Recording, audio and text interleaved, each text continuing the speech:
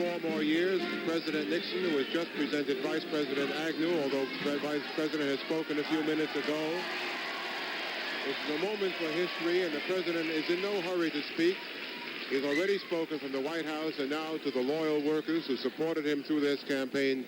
At the conclusion of a speech to what was estimated a crowd of 50,000, I said, "This is the last time I will ever be addressing a campaign rally as a candidate." Well, it may be that was the last campaign rally as a candidate, but this means tonight we still have a rally right here.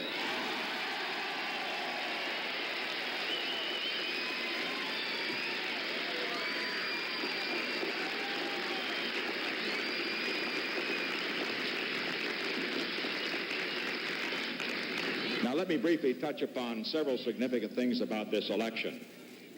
First, and this for me is rather unusual, I've never known a national election when I would be able to go to bed earlier than tonight.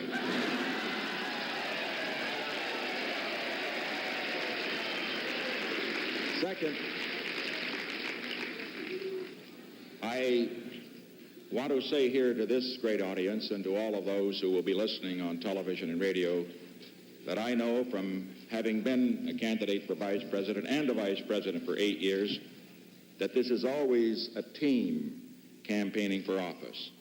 I want you to know that during the period, the last several weeks since the convention, when I've had to be in Washington for reasons that all of you could well understand, that I watched the vice president as he carried the major burden of campaigning.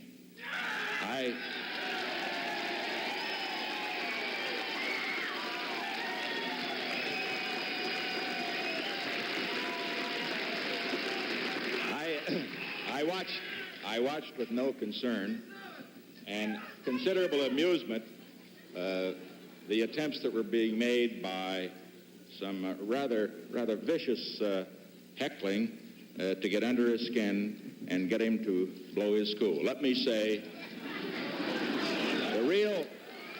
the real test of a campaigner is to go through the fire of a campaign when he's taken all the heat. The vice president has proved he's a great campaigner.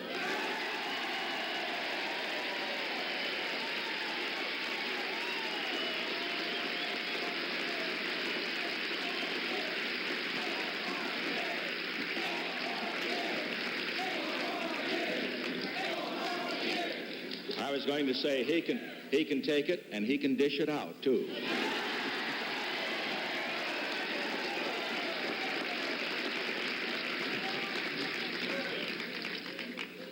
I also would like to pay tribute to all of the other members of the team. I refer, of course, to our campaign chairman, Clark McGregor, to John Mitchell, his predecessor, to Maurice Stans, our finance chairman, to all of the members of the cabinet team who did such a magnificent job traveling through this country, to representatives from the Congress, the House, the Senate, and the national administration who carried the story that we wanted to tell throughout the land. They were a great team. I think they've been a great team over the past 4 years, and in this campaign, when you add up those states to what has been called a rather significant victory, they get a great deal of the credit, I can assure you.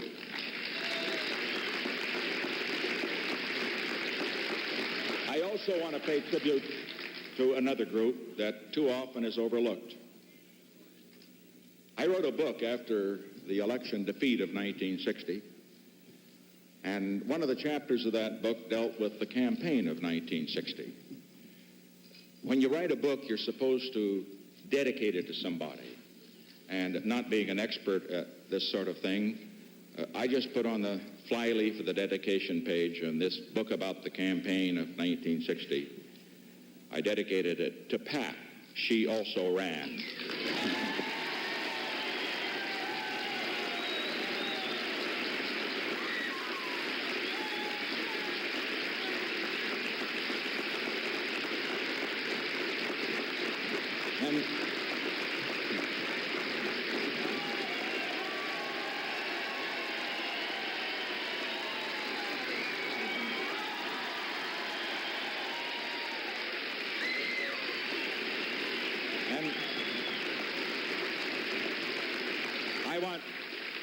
I want all of you to know tonight how very grateful we should be to the wives of our cabinet members, to the distaff members, as sometimes I guess we can still call them that in these days, when we're supposed to be very careful about how you describe people. But in any event, at least, shall we say, to our first ladies, and they're always our first ladies in our own families, I'm simply very, very proud of all of them.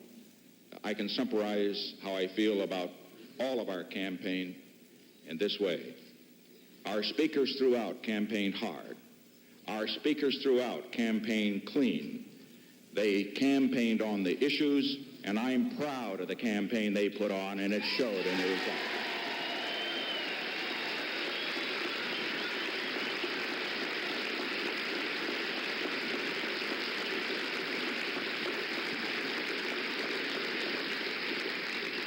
Something else was new in this campaign.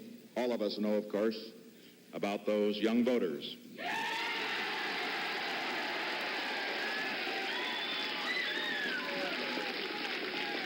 And I recall at the convention that we were told by some of the enthusiasts there on our convention that the predictions were wrong, that because of the overwhelming youth vote that was going to go against us, that we had a very, very hard row to hoe if we were to win this election. Let me say, based on the results I have seen today, we have accomplished what was thought to be the impossible. We've not only won a majority of the votes of America, but we've won a majority of the votes of young Americans.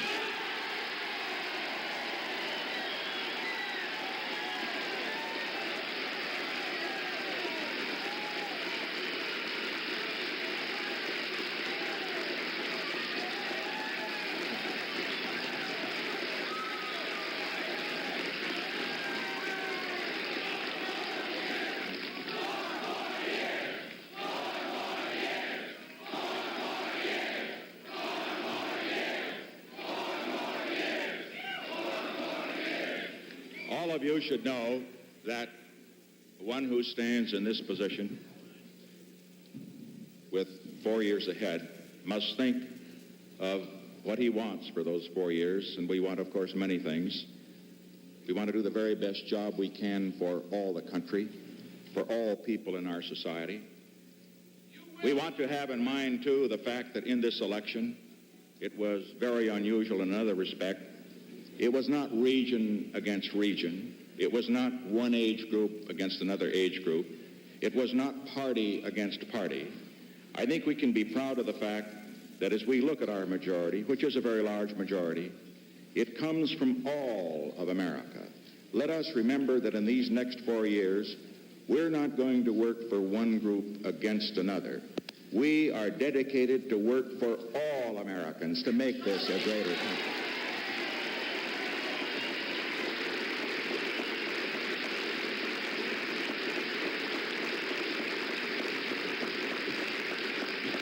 To those millions of Democrats and independents who supported us, as well as, of course, to the Republicans who supported us in overwhelming numbers,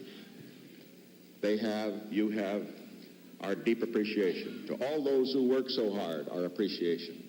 I'll never be able to thank all of you personally, not even get all the letters out that I would like. But I know what you did, and I know how much you contributed. I would simply like to leave one final thought with you, perhaps in a personal sense.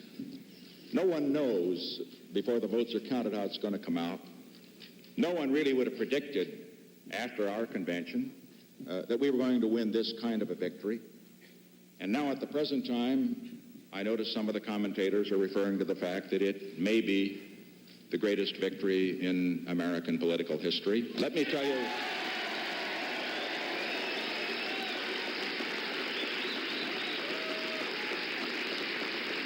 I have two reactions to that. Of course, It's great on election night to think that we've won a victory, but this will be a great victory depending upon what we do with it. In other words, we win elections not simply for the purpose of beating the other party or the other person, but to get the opportunity to do good things for our country. And the next 4 years will be the time that we will try to make ourselves worthy of this victory. I will simply say, in that connection, it was a great victory. But the greater the victory, the greater the responsibility, the greater the opportunity. And we're going to try to meet it, dedicating ourselves to those great goals that I have discussed at such great length throughout this campaign and will in the next 4 years, building that world of peace, of real peace with honor throughout the world, and building at home, not only peace at home, but the new prosperity and the progress for all Americans that is so close to our hearts. And finally, on that personal note, about 30 days ago, when I was sitting in the Lincoln sitting room late at night trying to get some materials ready for a National Security Council meeting the next morning, Tricia dropped into the room around 10:30 or 11. She was going out to dedicate a dam or something at a non-political affair. And she was asking me, she was trying to get some suggestions about remarks, and I find that whenever I make suggestions of remarks to Tricia or Julie or Eddie Cox, they always can do better without any suggestions. But I made a couple.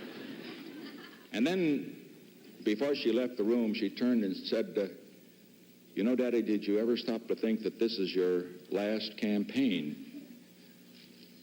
And I said, yes, I have. And as I think of what she said that night, I simply want to say from the bottom of my heart, thanks for making our last campaign the very best one of all. Thank you.